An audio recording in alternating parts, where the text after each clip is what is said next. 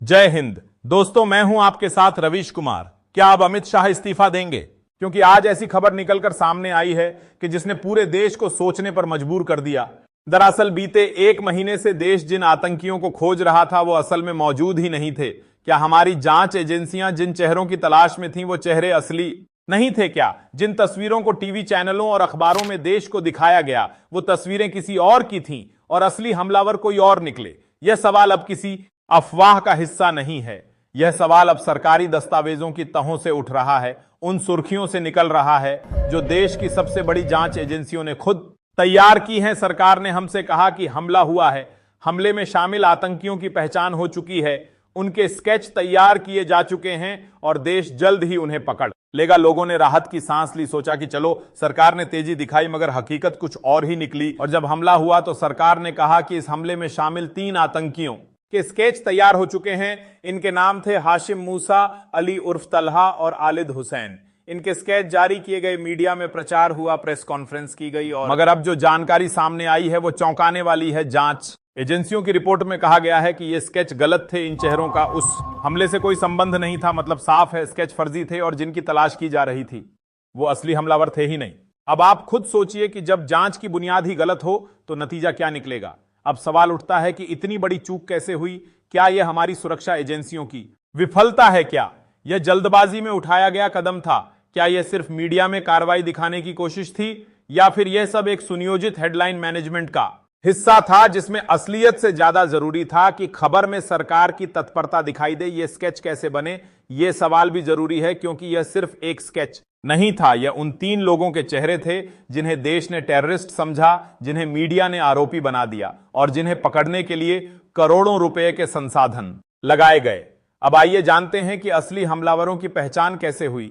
NIA की जांच में 2 स्थानीय लोगों को हिरासत में लिया गया जिनके नाम हैं परवेज अहमद और बशीर अहमद। इनसे पूछताछ में यह जानकारी सामने आई कि 3 संदिग्ध लोग हमले से 2 दिन पहले इनके घर आए थे, खाना मांगा, पैसे दिए और धमकी देकर चले गए। जब एजेंसियों ने इनसे तस्वीरें दिखाई तो इन्होंने तुरंत पहचान लिया कि हां, ये वही लोग थे जिन्होंने हमले से पहले इनके घर पर रात बिताई थी। यही नहीं, बाद में जिन आतंकियों की पहचान हुई उनमें एक नाम था सुलेमान शाह का, जो पहले भी एक हमले में शामिल रह चुका था। एनआईए को उसके फोन से जो तस्वीरें मिली उन तस्वीरों से असली हमलावरों की पहचान पुख्ता हुई। यह भी पता चला कि हमले में शामिल आतंकी जुनैद का फोन भी जांच में मिला और उसके फोन से जो फोटो सामने आई वो उन 3 आतंकियों की थी जिनकी तलाश होनी चाहिए थी मगर नहीं हुई। इस दौरान मीडिया में जिन चेहरों को आतंकी बताया गया था वो इस हमले में शामिल ही नहीं थे। देश में जब किसी बड़ी घटना को लेकर जांच एजेंसियां सक्रिय होती हैं तो उम्मीद यही की जाती है कि हर कदम प्रमाण और तथ्यों के आधार पर होगा। लेकिन अगर स्केच गलत हो जाए, पहचान गलत निकल जाए और महीनों बाद भी असली जानकारी सामने ना आए तो यह चिंता का विषय बनता है। बीते दिनों पहलगाम की दुर्भाग्यपूर्ण घटना के बाद 3 संदिग्धों के स्केच जारी किए गए, उनके नाम सामने आए। मीडिया में यह कहा गया कि यही लोग उस वारदात में शामिल थे, मगर अब जो रिपोर्ट सामने आई हैं उनसे यह बात स्पष्ट हो रही है कि वह स्केच उन लोगों के नहीं थे जिनकी वास्तव में तलाश होनी चाहिए थी। गलत स्केच सामने आए, ऐसे लोगों की पहचान बताई गई जिनका घटनास्थल से कोई संबंध नहीं था, और जिन लोगों की सही पहचान अब सामने आ रही है उन्हें लेकर 2 महीने तक कोई ठोस जानकारी सामने नहीं आई। क्या यह सिर्फ एक त्रुटि थी या इसके पीछे किसी और वजह की संभावना थी? यह सवाल अब उठ रहे हैं।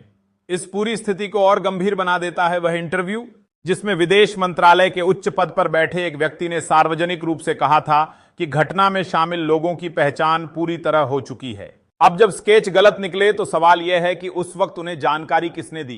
क्या जानकारी अधूरी थी या फिर उस बयान की टाइमिंग जल्दी कर दी गई थी? क्योंकि जब अंतर्राष्ट्रीय मंच से कोई सुरक्षा संबंधी बात कही जाती है तो वह सिर्फ बयान नहीं होता, वह देश की स्थिति और साख का भी प्रतिनिधित्व करता है। अब जनता जानना चाहती है कि अगर गलत स्केच जारी हुए तो असली संदिग्ध अब कहां हैं? क्या वे अब भी भीतर छिपे हैं या सीमाओं से पार चले गए हैं?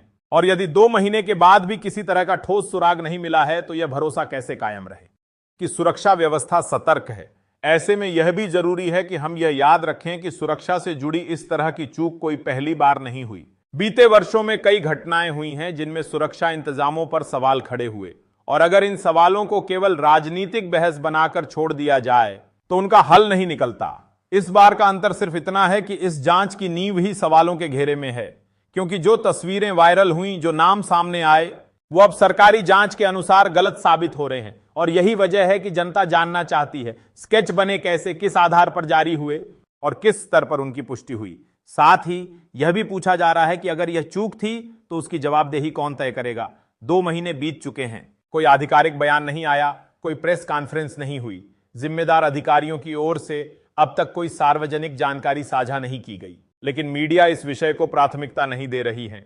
टीवी स्क्रीन पर अंतर्राष्ट्रीय घटनाओं पर चर्चा जारी है, लेकिन अपने देश में जो सामने आ रहा है उस पर मौन दिखाई देता है। कई राजनीतिक दलों ने इस मुद्दे को उठाया है। कुछ नेताओं ने सवाल भी पूछे हैं कि जिन स्केच के आधार पर देश में व्यापक खोज अभियान चलाया गया वो गलत साबित हुए, तो फिर 2 महीने से हो क्या रहा था। इस मुद्दे पर आपकी क्या राय है, हमें कमेंट बॉक्स में जरूर बताइए।